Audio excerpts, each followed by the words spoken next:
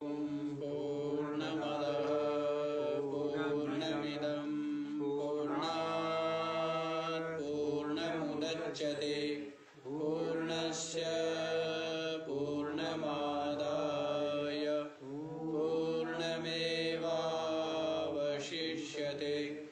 ॐ शान्तिः शान्तिः।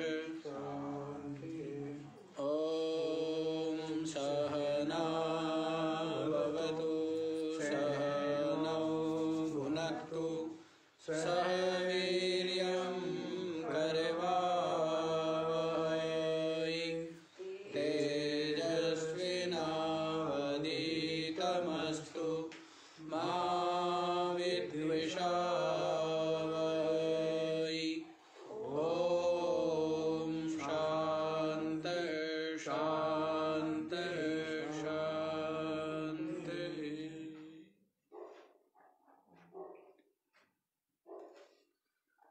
हाँ जी, तो क्या बतला दिया है कि पृष्ठ भी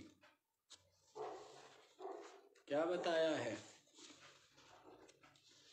कि जैसे रज्जु तत्व के ज्ञान से क्या होता है, जो रज्जु में कल्पित सर्प है, एक तो अज्ञान दूर हो जाता है, रज्जु विषयक जो अज्ञान है वो दूर होता है, और जो कल्पित सर्प भ्रांति से प्रतीत होता है वो उसकी निवृत्ति हो जाती है, और उस सर्प जन्य होने वाला जो भय है वो भी दूर हो जाता है, केवल रज्जु तत्व के ज्ञान होने से। क्या होने से? इसी प्रकार से बंधन से मुक्ति के लिए विद्वान को जो वस्तु तत्व है, आत्म तत्व, उसको जानना चाहिए। तो उसको जानने से क्या होगा? आत्मा विषयक जो अज्ञान है, अज्ञान आवरण दूर हो जाएगा, उसके कारण मिथ्या प्रपंच जो प्रतीत हो रहा है वो उसकी निवृत्ति हो जाएगी, और इस प्रपंच के कारण से निरंतर जो क्लेश बना रहता है उसकी भी निवृत्ति हो जाएगी। क्या करने से? वस्तु तत्व का, अपनी आत्म तत्व का ज्ञान होने से तो ये सब निवृत्त हो जाएंगे, ऐसा आपको बतला दिया है। और फिर बतलाया है कि जिस प्रकार से लोहा अग्नि का संबंध से विभिन्न आकार ग्रहण कर लेता है, इसी प्रकार से ये बुद्धि, क्या ये बुद्धि सत स्वरूप जो आत्मा है उसके संबंध से विभिन्न मात्रादि रूपेण विजृंभते। क्या होती है? विभिन्न विषय वस्तु रूप में भासने लगती है।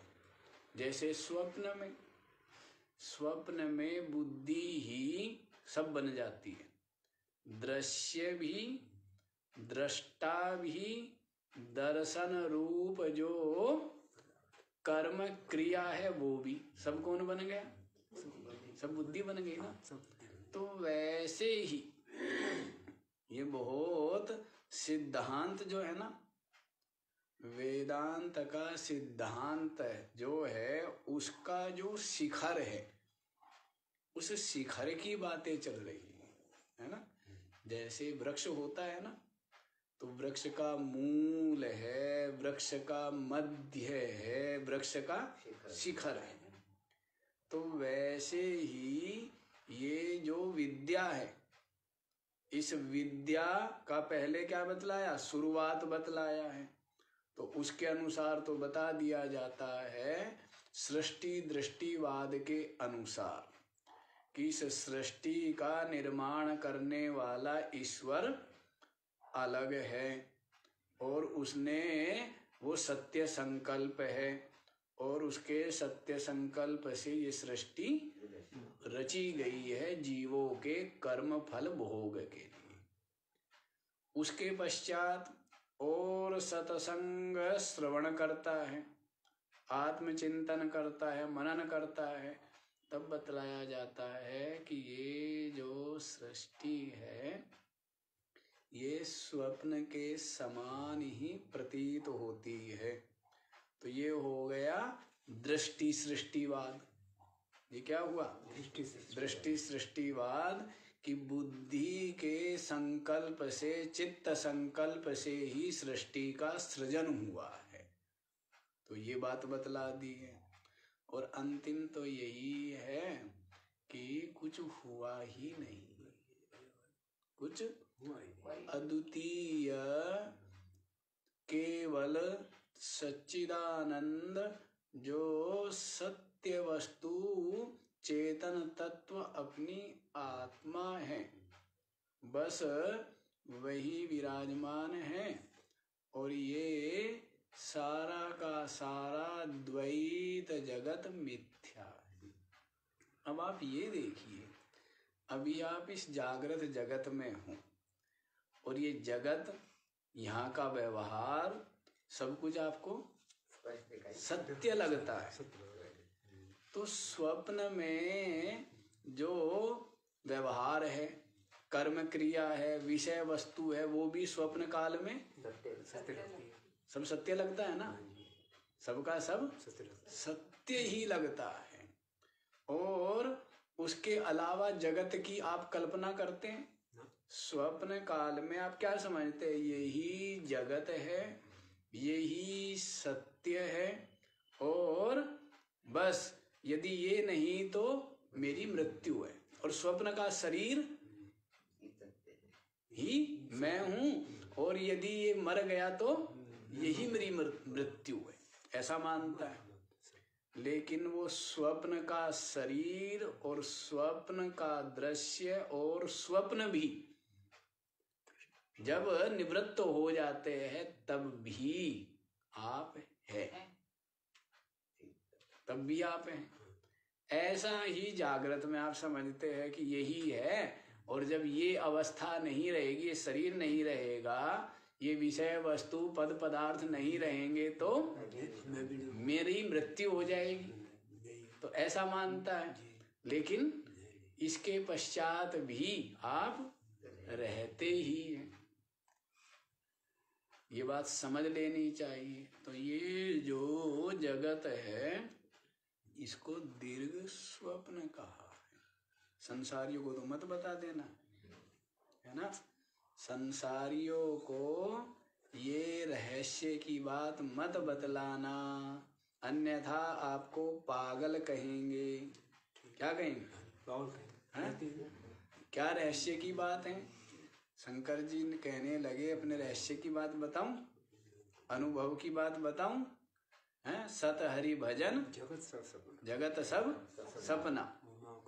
ये जगत क्या है, सपना है। पर कहने लगे सबको नहीं बताना चाहिए।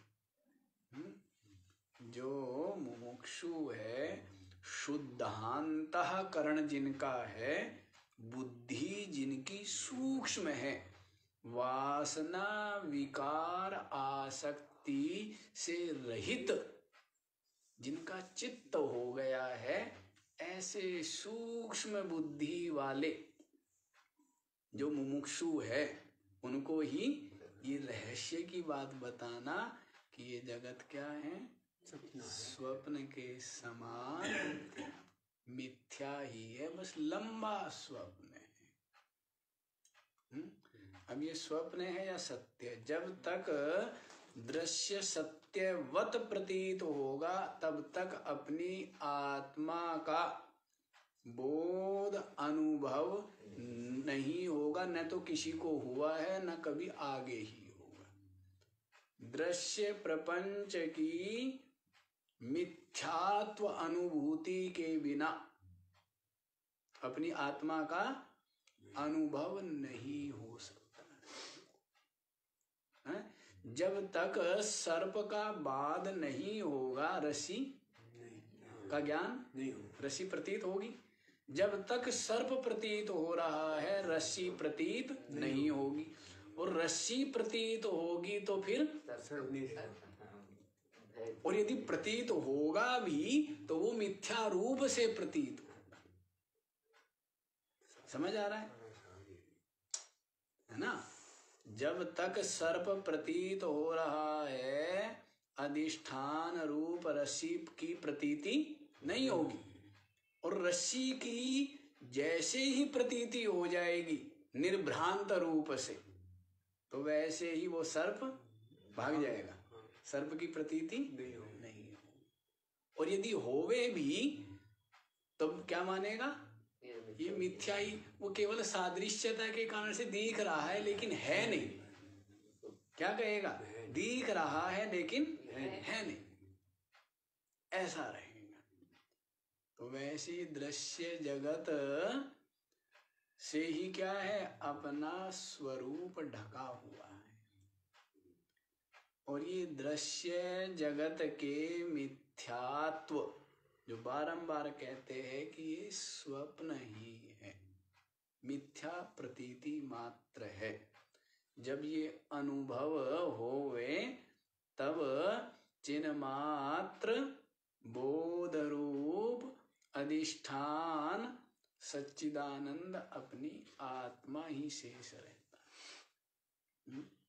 तो उसमें प्रवेश करना है। जैसे आपको शीघ्रता होती है ना अपने घर पहुंचने की, वैसे ही अपने स्वरूप में पहुंचने की क्या होनी चाहिए?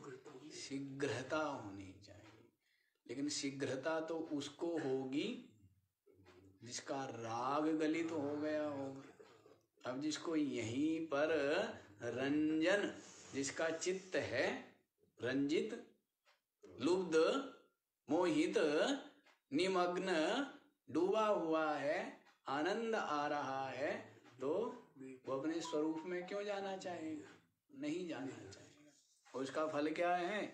इसका फल है पुनः पुनः देहे धारण करना, पुनः पुनः संयोग वियोग, विभिन्न प्रकार के कष्ट क्लेश भोगते रहना, और अंत में मर जाना, और शरीर के मरने को ही अपनी मृत्यु मान करके दुखी भयभीत रहना। ये बतला दिया है ना? तो यही बताया था कि बुद्धि ही सत जो स्वरूप अपनी आत्मा है उसके साथ संबंध करके मात्रादि रूपेण विजृंभते विषय, शब्द स्पर्श रूप रसगंध आदि जो विषय है इनके रूप में भासने लगती है। अर्थात बुद्धि ही सब दृश्य बन गई, और स्वयं उनकी दृष्टा बनी हुई है। स्वयं ही क्या बनी है? उनकी दृष्टा भी बनी हुई है।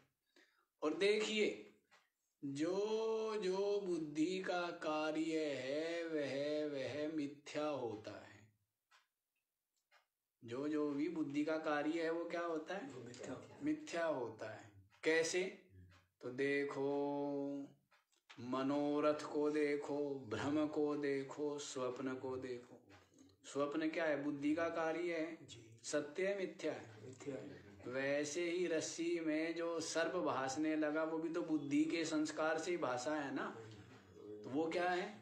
वो भी मिथ्या है। और जो मनोरथ करता है व्यक्ति, तो फिर उसको हिलाया जाता है, तब वो क्या पाता है? वो जो किया हुआ मनोरथ है वो भी सब मिथ्या है। तो बुद्धि का कार्य भ्रम, स्वप्न, मनोरथ जिस प्रकार से मिथ्या है, इसी प्रकार से ये दृश्य जो है ये भी बुद्धि का कार्य होने से मिथ्या है। मिथ्या है। ऐसे युक्तियों के द्वारा क्या किया जाता है? समझाया जाता है स्पष्ट रूप से, हाँ? और ऐसा आपकी समझ में आए, निश्चय हो जाए। लेकिन निश्चय नहीं हो पाता। बाल्यकाल से जन्म लिया है, जो निश्चय बड़ों ने करवाए हैं, वो निश्चय बड़े दृढ़ हुए हैं, तो ये हटते नहीं। वे निश्चय हटते नहीं, और ये निश्चय होता नहीं कि ये सारा बताया ना निश्चय क्या क्या करने हैं। पहले तो सारा का सारा दृश्य पद पदार्थ सबका सब असार है, नश्वर क्षण भंगूर है, दुख रूप है, मुझे नहीं चाहिए। मेरा क्या मतलब है? चाहिए? नहीं चाहिए, है? नहीं चाहिए। ऐसा पहला तो ये निश्चय, ये अनुभव। दूसरा, ये दृश्य प्रपंच सब का सब स्वप्न के समान मिथ्या ही है। ये क्या है? ये दूसरा निश्चय और अनुभव हो। और ये जो स्थूल सूक्ष्म कारण देह है, स्थूल शरीर, सूक्ष्म शरीर, कारण शरीर, ये भी उपाधि है, जड़ है, दृश्य है, अनात्मा है, विकारी है। ये भी मैं नहीं हूँ।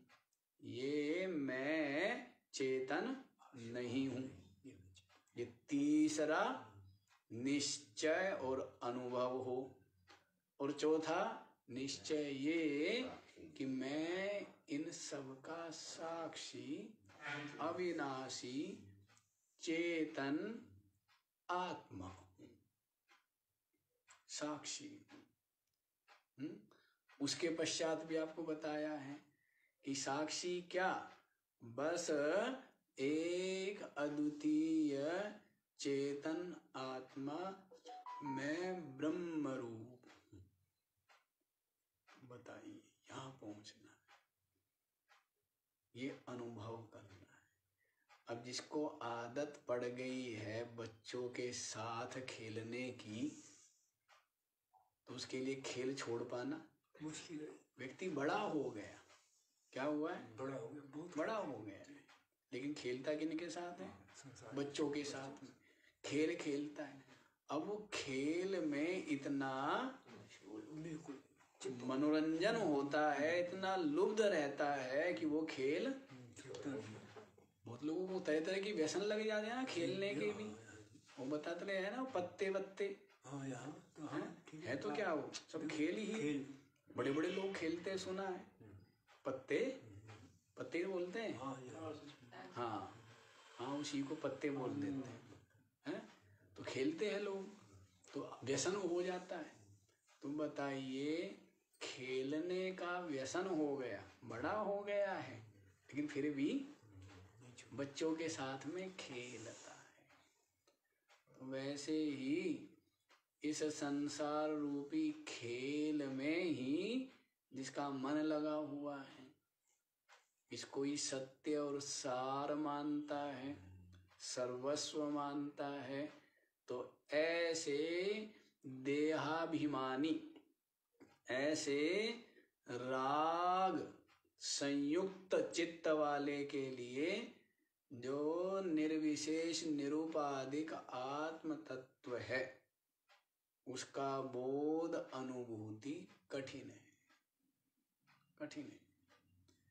ये बात समझ लेनी चाहिए। ये स्पष्ट हो गया है। ये बुद्धि का कार्य होने से सारा का सारा दृश्य मिथ्या है। यतः मृषा बुद्धि कार्यत्वात्, बुद्धि का कार्य होने से मिथ्या। अच्छा जी, अब आप लोग 351वां श्लोक देख लीजिए। ततो विकारः प्रकृतेरहं मुखा देहावसाना विषयाश्च सर्वे क्षणेन्यथा भावितया ह्यमीशा मसत्त्वमात्मा तु कदापि नान्यथा ततः विकारः प्रकृतेः अहं मुखः देहावसाना विषयाः च सर्वे क्षणे अन्यथा भावितया हि अमीशाम् असत्त्वम् आत्मा तु कदापि न अन्यथा ततः विकारः प्रकृतेः अहं मुखः प्रकृतेः विकारः जो प्रकृति के क्या है विकार प्रकृतेः विकारः अहं मुखः देहावसाना अहंकार से लेकर के कहाँ से अहंकार से लेकर के देह पर्यंत विषयाः च सर्वे और ये संपूर्ण विषय सबके सब क्या बतला रहे हैं संपूर्ण विषय प्रकृति के जो विकार है कितने क्या क्या विकार है जी प्रकृति के तो बताते हैं अहंकार से लेकर के देह पर्यंत और साथ ही साथ ये संपूर्ण जो कुछ भी मन और इंद्रियों के विषय सबके सब क्षणे अन्यथा भावितया क्षण क्षण में क्या होते हैं अन्य भाव को प्राप्त हो जाते अन्यथा हो जाते बदलते हैं ना जी हर क्षण परिवर्तन हो रहा हर क्षण सब कुछ बदल रहा है ना परिवर्तनशील है तो क्षणे अन्यथा भावितया क्षण क्षण में अन्यथा भाव को प्राप्त हो जाते हैं इसीलिए अमीशाम असत्वम ये सब के सब क्या है असत्व ही है एक रस नहीं रहते वैसे एक रस नहीं रहते परिवर्तनशील है ये सब के सब प्रकृति के जो विकार अहंकार से लेकर देह पर्यंत सबका सब क्या है निरंतर परिवर्तन हो रहा है निरंतर बदल रहा है सब कुछ इसी कारण से ये क्या है असत्व रूप है क्या है असत्व रूप है क्योंकि ये उत्पन्न होते हैं विद्यमान रहते हैं और क्या होते हैं नष्ट होता है विनष्ट हो जाते हैं तो असत्व ही हुआ ना परिवर्तनशील होने से आत्मा तू कदापि नान्यथा लेकिन जो आत्मा है वो कभी भी अन्यथा भाव को प्राप्त नहीं होता आप कहेंगे कि कहाँ महाराज आप कहते हो कि तू ही आत्मा है लेकिन मैं तो कभी सुखी होता हूँ कभी दुखी होता हूँ तो मैं भी कहाँ एक रस हुआ अरे जो सुखी और दुखी होता है वो कोई और है तू उसके सुख और दुख को जानने वाला है सुखी दुखी कौन होता है? मन होता है, हाँ, ये अंतःकरण के धर्म है। अंतःकरण है, और तू उनका भी साक्षी। प्रकाशक है, साक्षी है ना? जी। तो वैसे ही देखो, ये शरीर है, कभी बालक है, कभी युवा है, कभी वृद्ध है, तो बदल रहा है। लेकिन जो मैं है, वो जो कौन है, क्या कहता है? मैं हूं। क्या कहता है? अब मैं वो एक रस है। जब बच्चा था तब भी क्या कहता था? मैं बच्चा हूँ। जब शरीर जवान हुआ तब भी क्या बोलता है? मैं युवक हूँ। जब बूढ़ा हो गया तब भी क्या बोलता मैं बूढ़ा है? हूँ। मैं। सभी मैं बोल रहे हैं। सभी शरीरों में जो मैं बना हुआ है, जो मैं है, बोलने वाला कोई, वो जो मैं है, वो सब में एक ही है, वो चेतन तत्व। जैसे सभी बल्बों में जो विद्युत है, वो एक ही है। जैसे अग्नि एक ही है।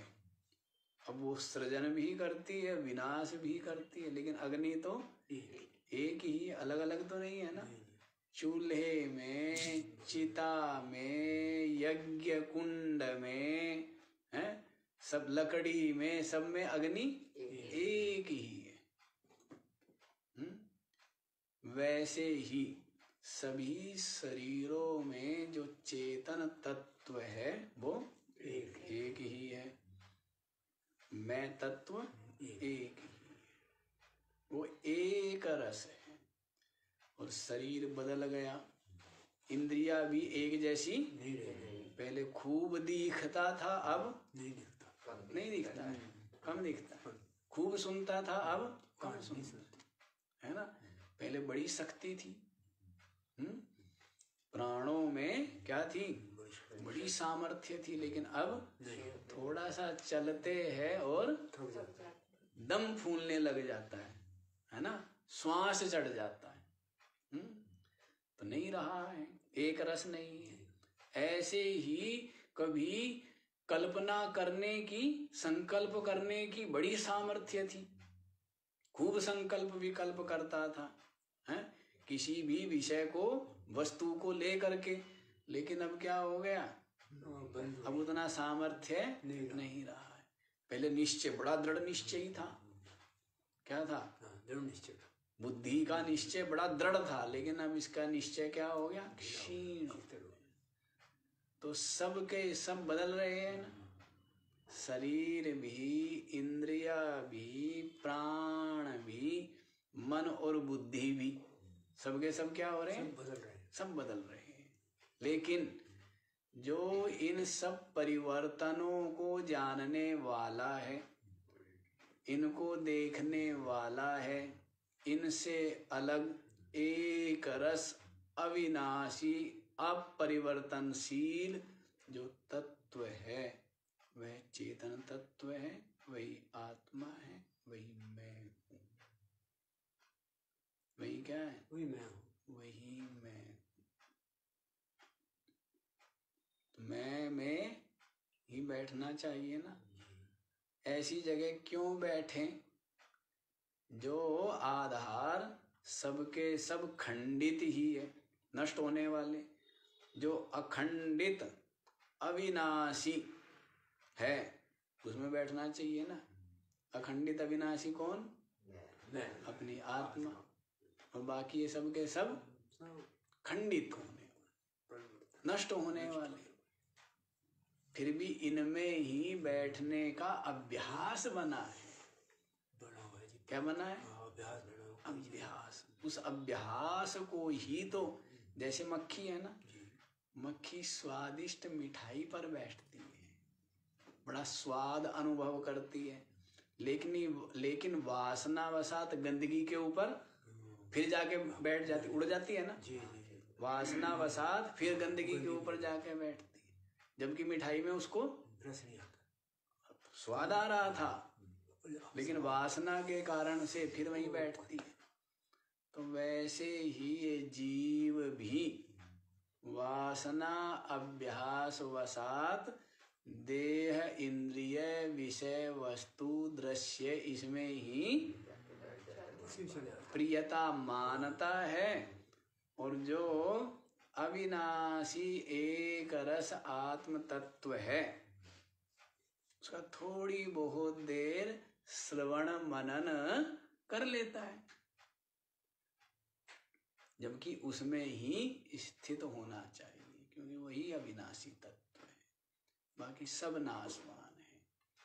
और इस कारण से पुनः पुनः भय क्लेश और मृत्यु का अनुभव होता रहेगा जब तक अविनाशी में अपने चित्त को स्थायी नहीं किया। स्थापित नहीं करेंगे। क्योंकि बोल दिया है ना, ये तो सबके सब क्या है, क्षण क्षण में बदलने वाले हैं, इसीलिए सबके सब असत्व रूप ही है, लेकिन आत्मा तो एक रस है, अन्यथा भाव को प्राप्त नहीं होता।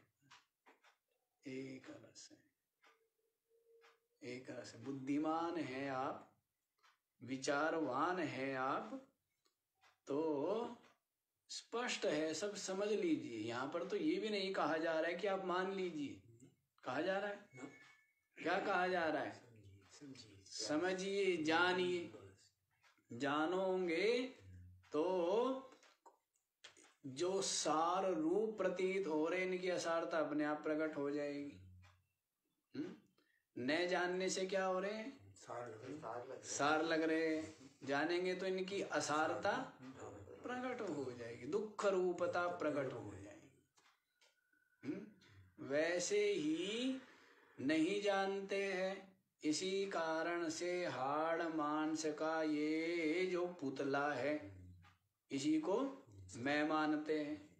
जब थोड़ा जाने तब जानेंगे ये तो सब ही है, ये तो पंचभूतों का बना हुआ पुतला है, पंचभूतों का विकार मात्र है, मैं तो चेतन हूं। तो जानना है, जान करके तब आप अपनी आत्मा में ही विराजमान होंगे। लेकिन वही हो सकता है ना, बताया आपको, जो अत्यंत वैराग्यवान और अत्यंत विचारवान, ऐसा जो विवेकी है वही अपने आत्म वस्तु में विराजमान हो सकता है। ऐसे बुद्धिमान इस सृष्टि में बहुत थोड़े हुए हैं। क्या हुए, बहुत थोड़े हुए हैं। जिन्होंने संपूर्ण ऐश्वर्य की, संपूर्ण पद पदार्थों की, संपूर्ण लोक परलोक के वैभव की तुच्छता को अनुभव कर लिया, और अनुभव कर लेंगे तो फिर यहाँ पर चित्त विश्रांत होगा क्या, उनका चित्त तो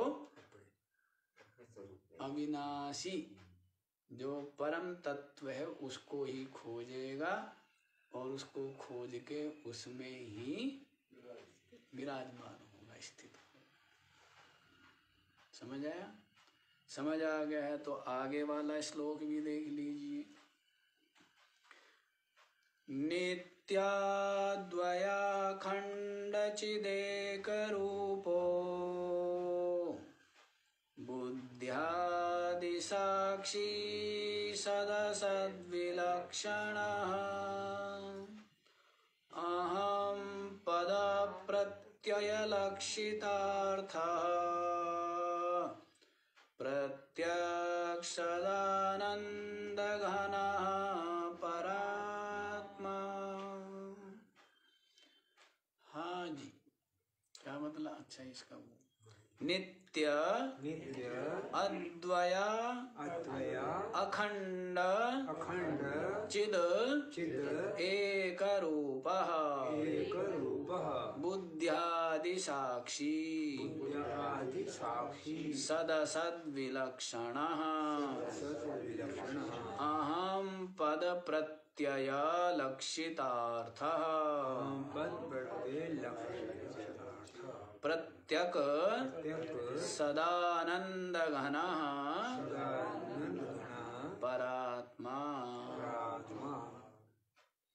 अच्छा जी, अनात्मा का दो पदार्थ बताए थे। कितने पदार्थ बताए थे? आत्मा और अनात्मा। पूछा था ना शिष्य ने, 7 प्रश्न किए थे। कौन कौन से प्रश्न किए थे? 7 प्रश्न किए थे। कौन कौन से किए थे? को नाम बंधा, कथमेश आगता, का वा विमुक्तिर, कतमोस्त्युपायः, कोऽसौ अनात्मा, परमः का आत्मा, तयो विवेक कथमेतदुच्यताम्। ऐसे प्रश्न किए थे। श्लोक नंबर बता दिया जाए आपको? जी श्लोक बता देंगे आपको। आप भी क्या याद रखोगे?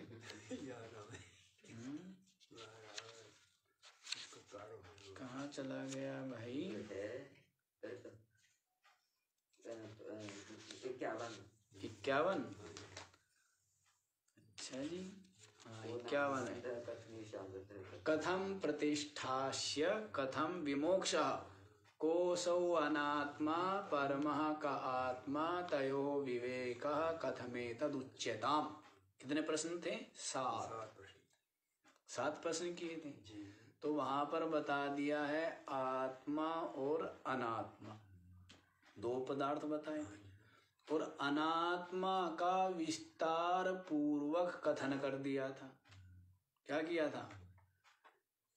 ब्रह्म की अनादि अभिन्न कल्पित शक्ति जो माया है, उस माया का संपूर्ण जो विकार है, कार्य वर्ग है, वो सब का सब अनात्मा है।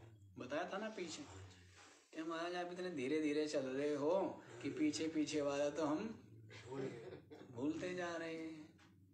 हाँ?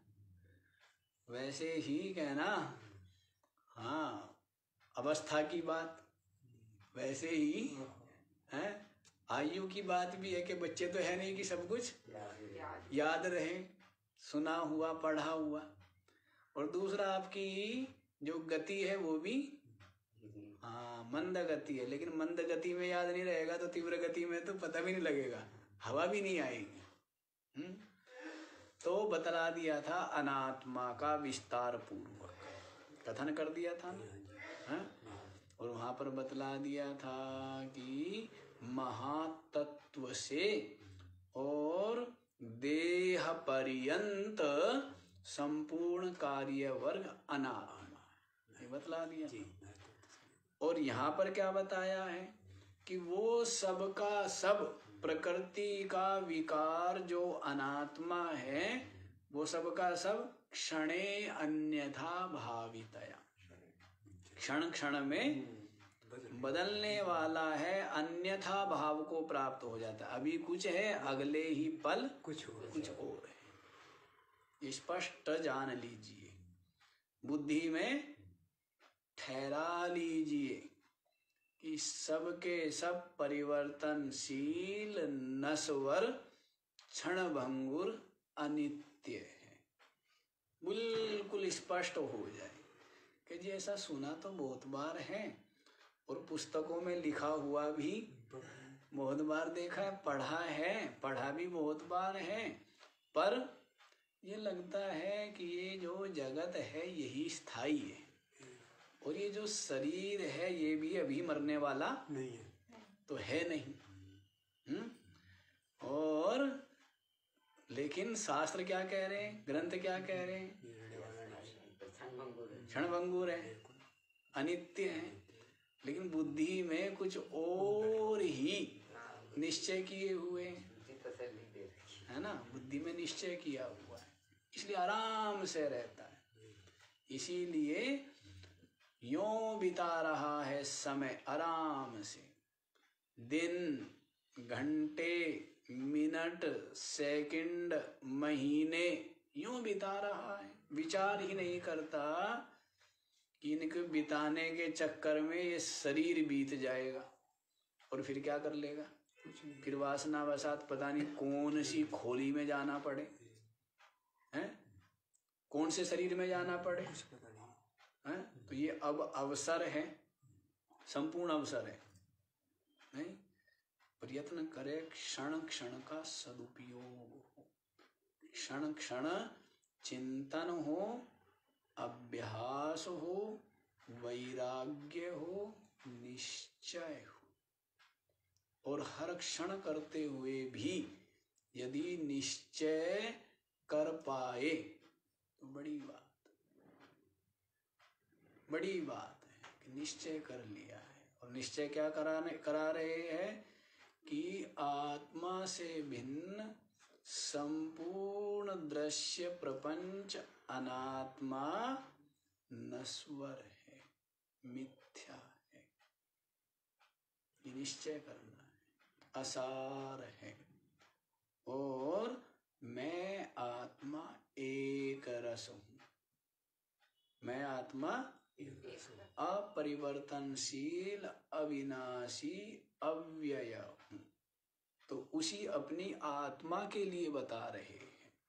अनात्मा बता दिया है, अब क्या अनात्मा क्या बतला दिया है, सबका सब क्षणे अन्यथा भावितया, क्षण क्षण में अन्यथा भाव को प्राप्त हो जाता है, इसीलिए असत्व है। देखो 351वें में इसको क्या बोला है, असत्वम, और 350 में क्या बोला है, मृषा, मिथ्या है। स्पष्ट हो गया। अब रह क्या गया, एक रह गया, इन सब का साक्षी जो रह गया है। तो उसके लिए बतलाते हो क्या है आत्मा, कहते परात्मा। वे आत्मा ही क्या है, परात्मा है, परमात्मा है, जो क्या है, नित्य है, अद्वय है, अखंड है, चिद एक रूप है। क्या बतलाया, एक रूप, नित्य, अद्वय, द्वैत दूसरा नहीं है, अखंड, अखंड है, व्यापक है, खंडन जिसका खंड खंड नहीं हो सकता। चिद क्या है, चेतन है, ज्ञान रूप है, एक रूप। और क्या है, एक रूप, एक रस है, परिवर्तन उसमें नहीं। बुद्ध्यादि साक्षी के महाराज क्या पहेली सी कुछ पहेली बता रहे, बुझा रहे हो क्या, कहते नित्य है, अद्वय है, अखंड है, चिद है, एक रूप है, कुछ पकड़ में नहीं आया। तो फिर बता दिया बुद्ध्यादि साक्षी, जो क्या है, अरे तेरे अंदर ये जो खोपड़ी है ना, जिसको तू खूब चलाता रहता है हर समय, ये बुद्धि, ये मन, ये चित्त, ये अहंकार, ये इंद्रिया, ये शरीर, ये विषय वस्तु, इन सब का जो साक्षी, बुद्ध्यादि साक्षी, बुद्धि वृत्ति का जो क्या है, साक्षी। मैं, बुद्धि ने ये निश्चय किया है, बुद्धि ने ये निश्चय किया है, इसको कौन जानने वाला है, मेरा मन शांत अशांत है, चंचल है, इसको कौन जानता है, मेरे मन में ये संकल्प विचार चल रहा है, कौन जानता है, जो जानने वाला है, साक्षी, चिन्ह मात्र, वो अलग है ना, वही आत्मा। तो कहते बुद्ध्यादि साक्षी, देखो शांति से बैठो तो सही, दौड़ोगे तो कुछ पता नहीं लगेगा, दौड़ता रहता है ना, स्वभाव क्या है, हर समय दौड़ता रहता है। शांति कर, बैठ तो सही, तभी तो दिखेगा। हाँ? अब गाड़ी जो चल रही है 100 की स्पीड पर, अब सड़क किनारे क्या पेड़ है, पौधे है, क्या पड़ा हुआ है, क्या दृश्य है, वो दिखता है क्या स्पष्ट रूप से? और जो धीरे धीरे चल रहा है टहलते हुए, उसको दिखता है। स्पष्ट दिखता है। तो वैसे ही शांति से चलेंगे तो देखो ये जो मन और बुद्धि चलते रहते हैं ना, अब ये देखो जिनके द्वारा हम सबको जान रहे हैं, मन बुद्धि के द्वारा सबको जान रहे हैं। अब मन बुद्धि को भी कोई जानने वाला है। देखो शांति से बैठ के तो क्या पाएंगे कि हाँ, मन बुद्धि भी शरीर और पुस्तक के समान दृश्य ही है। जैसे ये पुस्तक क्या है? दृश्य। वैसे शरीर क्या है? दृश्य है। प्राण क्या है? दृश्य है। इंद्रिया क्या है? दृश्य है। अब आगे कहा? मन और बुद्धि पर। ये भी क्या है? ये भी दृश्य है। देखो मन है जो विचार कर रहा है, संकल्प कर रहा है, उसको भी मैं जानता हूँ, अलग खड़ा होके देख रहा हूँ, अलग होके देख रहा हूँ। ऐसी बुद्धि जो निश्चय कर रही है, बुद्धि जो शांत बनी हुई है, उसको भी मैं देख रहा हूँ। अलग खड़ा हुआ कोई जान रहा है ना, हाँ जी, जान रहा हूँ। अलग खड़ा हुआ जान रहा है। तो वो जो साक्षी है वही तो है नित्य, वही तो है अद्वय, वही तो है अखंड, वही तो है चेतन, वही तो है एक रूप।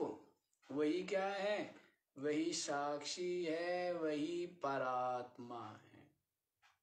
सदसद विलक्षणः, सत असत दोनों से क्या है वो? विलक्षण।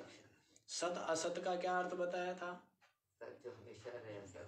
नहीं, सत और असत के लिए बताया था कि सत माने कारण और असत माने कार्य। क्या बतलाया था? दोनों जगह प्रयुक्त होता है। कई जगह असत जो है वो कारण बोल देते हैं और सत को कार्य बोल देते हैं। अब जैसे घड़ा दिख रहा है किसी को, है आभूषण दिख रहा है किसी को, स्थूल बुद्धि वाला होगा तो वो क्या कहेगा? आभूषण सच्चा और सोना उसकी कल्पना में है ही नहीं। स्थूल बुद्धि वाला है ना, है? उसको क्या पता कि कभी है तो अभी भी सोना ही, लेकिन जब ये आकार नहीं था तब भी सोना था, उसका ऐसा नहीं मालूम। वो तो उसको तो ऐसा लगता है बस ऐसा ही है। यही आकार ही। हाँ, उसको तो लगता है बस यही है, ऐसे ही बना बनाया है, इसके लिए न कोई कारखाना है न किसी मिस्त्री, कोई मिस्त्री है, ये ऐसे ही होते हैं बस। उसने देखा है कि आम के ऊपर पेड़ के ऊपर फल लगते हैं तो उसने सोचा होगा अंगूठी भी पेड़ पे लगते हैं। स्थूल बुद्धि वाला है।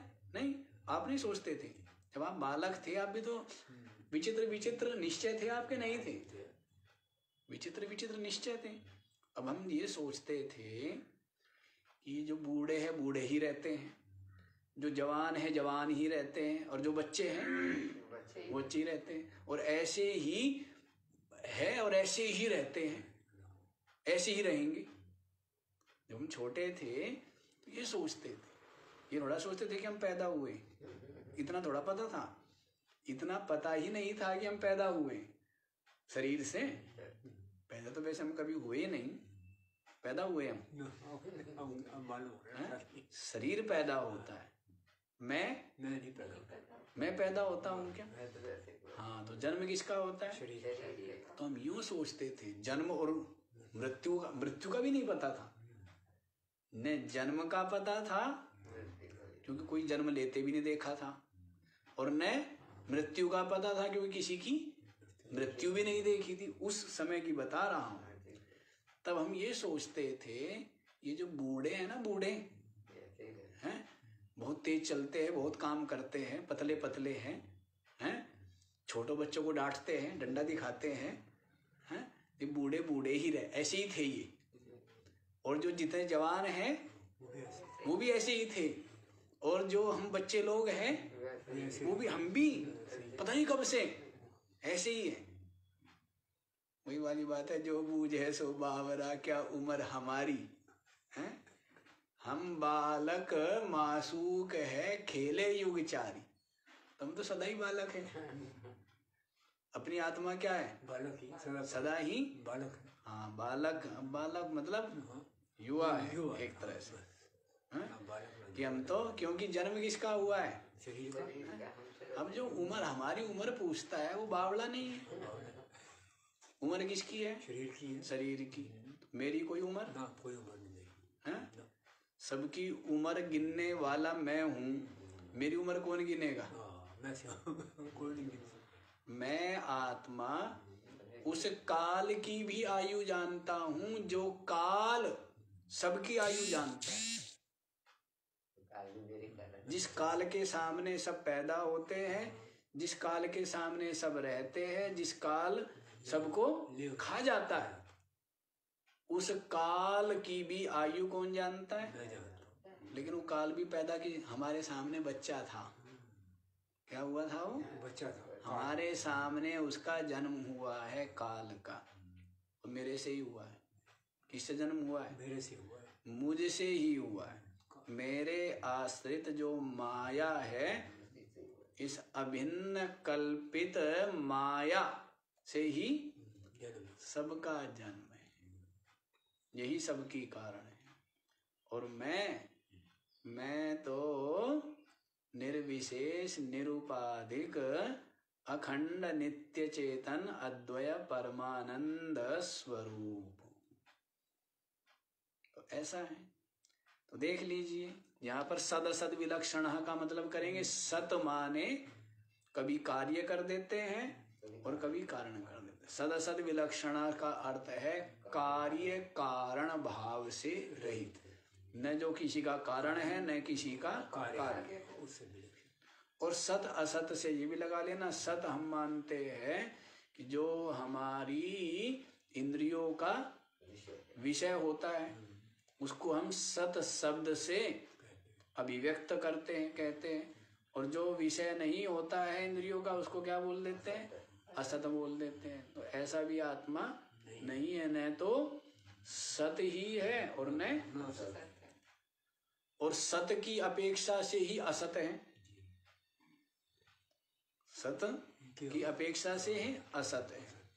तो सभी प्रकार से सत और असत दोनों से आत्मा क्या हुआ, विलक्षण हुआ, अलग हुआ। अहम पद प्रत्यय लक्षितार्थ, अहम ये जो पद है, इस पद का जो प्रत्यय है, जो ज्ञान है, उसके द्वारा लक्षितार्थ लक्षित होता है। मैं इस शब्द के द्वारा किसको लक्षित किया जाता है, आत्मा।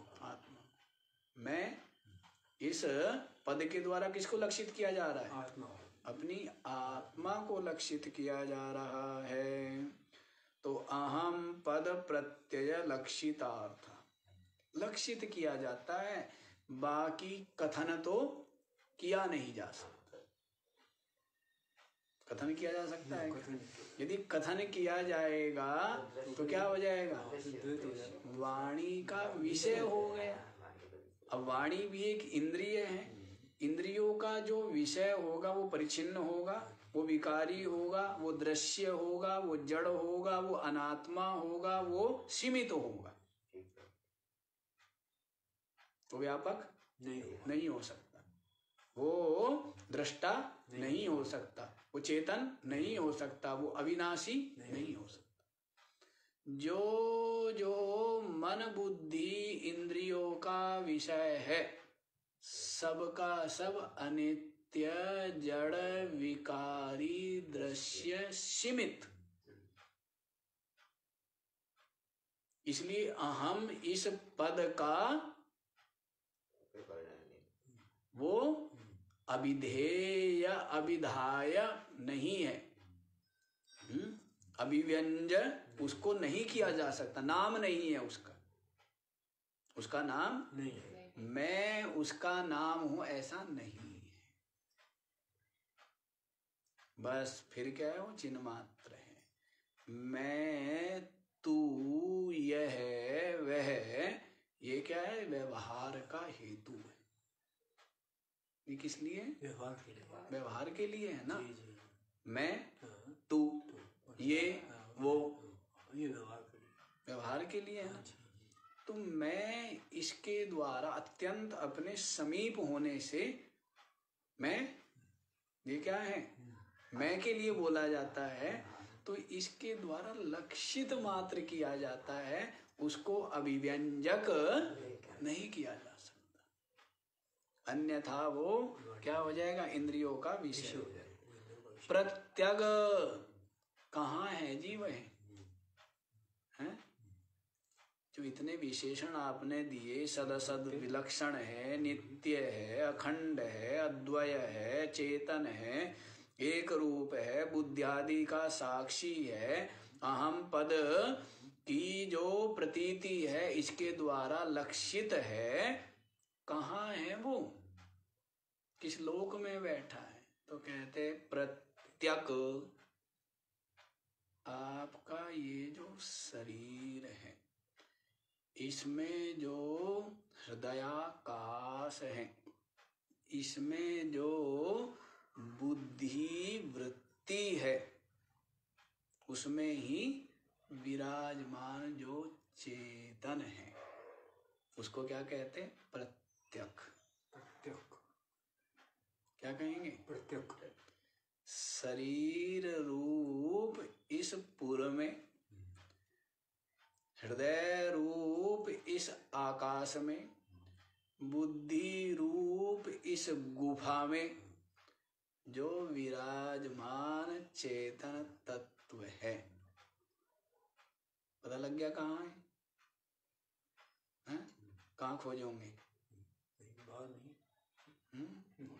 काहे रे बन खोजन जाई, सर्व निवासी सदा अलेपा, तो ही संग समाई। काहे रे बन, नानक जी कहते हैं, नानक काहे रे बन खोजन जाए। वन में किसको खोजने जा रहे हैं? कोई भाई भी छोड़ गया क्या? या शेर या हाथी को बांध के लाना है क्या? काहे रे बन खोजन जाए, सर्व निवासी सदा अलेपा, अलेपा कोई नहीं, तो ही संग समाई, तेरे साथ समाया, तेरे अंदर ही समाया। तो ही सब फिर आगे आता है ना कि कह नानक बिनु आपा चीने, मिटे ना भ्रम की काई। कह नानक बिनु आपा चीने, मिटे ना भ्रम की काई। कितना से सार। और यह गुरु युक्ति बतलाई, ऐसे करके आया है कि इस प्रकार से संतों की वाणी है। कह नानक बिनु आपा चीने, मिटे ना भ्रम की, अपने चीने बिना ये भ्रम की इकाई मिटने वाली नहीं, भटकते रहो, भटकते रहो। तो कहाँ है, समझ गए? शरीर रूप पुर नगर, जैसे नगर में बहुत लोग रहते हैं ना, वैसे इस शरीर में कोई सीमा नहीं है, इतने असंख्य जीव निवास करते हैं इसमें, इस शरीर में, करते हैं ना, हैं? पता नहीं कितनी कितनी रक्त कणिकाएं, कोशिकाएं, क्या क्या बोलते हैं। तो असंख्य जीव इसमें निवास कर रहे हैं। इंद्रियों का निवास है, मन बुद्धि प्राण का निवास है। तो बतलाते हैं शरीर रूपी नगर है, उसमें गगनाकाश, हृदयाकाश है। क्या है? हृदय गगन में, उस हृदयाकाश में जो बुद्धि रूपी गुफा है, उसमें क्या है? बुद्धि रूपी गुफा, उसको जानते ही होंगे आप, बुद्धि रूपी गुफा, उससे तो सब काम हो ही रहा है। और उस बुद्धि रूपी गुफा में जो बैठा हुआ है, आराम से बैठा है साक्षी रूप से, वही चेतन आत्मा है, उसको प्रत्यक कहते हैं। सदानंद घनः। लालच दे रहे हैं, आ जाओ, हैं लालच देते हैं ना, आ जाओ। तो क्यों जाए जी हम वहां? तो कहते सदा आनंद घना, सदा ही क्या है? आनंद घन की मूर्ति परात्मा। ले भाई, सारा ही निचोड़ निकाल दिया है। बचपन से ही सुना था परमात्मा परमात्मा परमात्मा, कोई बाहर है वही सब करता है, वही सब कराता है, वही सृष्टा है, सृजनहार है। और बहुत बहुत विशेषण आप बोलते ही है, सर्वशक्तिमान, सर्वव्यापक, कर्तुम अकर्तुम अन्यथा कर्तुम समर्थः। इस प्रकार से परमात्मा है? बहुत सुना था, बहुत ढूंढा, लेकिन शास्त्रों ने बतला दिया, शास्त्रों ने, श्रुति ने, संतों ने कृपा करके बता दिया। कहाँ है? तेरे हृदय में ही विराज,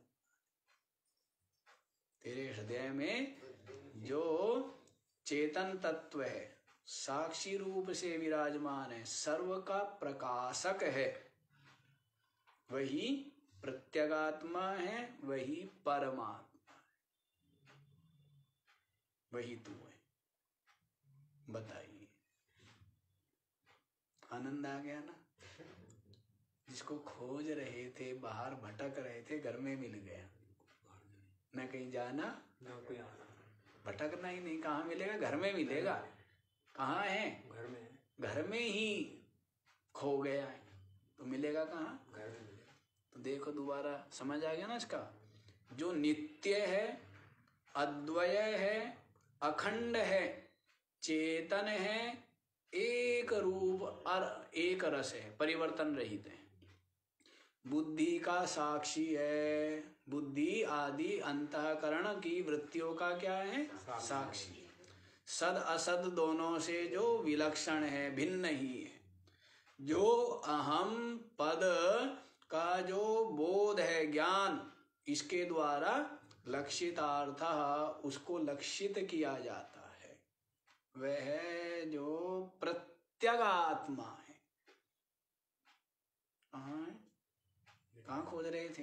बाहर कहीं महाराज कोई समुद्र की गहराई में खोज रहा था। अब तीनों लोकों में आप विचरण करते हो ना? नहीं, तीनों लोकों में है, कहते जैसे नारद जी की अबाध गति है तीनों लोकों में, तो आप विचरण करते हो नहीं करते हो? तीन लोग कौन कौन से? जागृत, स्वप्न, सुषुप्ति, स्थूल सूक्ष्म कारण शरीर। तो तीनों लोकों में आपकी क्या है? अबाध गति है, स्वच्छंद गति है? चौथा भी लोक है, चौथा लोक भी है जी? हाँ, वो अपनी आत्मा ही है, तुरी है। तो बताइए, तीनों लोकों में गति है ना आपकी, विचरण करते हो तीनों लोक में।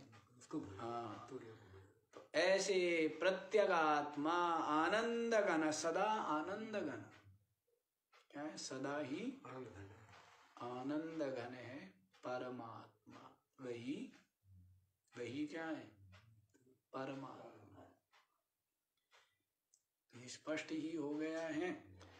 इस बात को समझ करके और मुक्त होकर किस प्रकार से विवेकी शांत हो जाता है, इस बात को कल बताएंगे। आज इतना ही।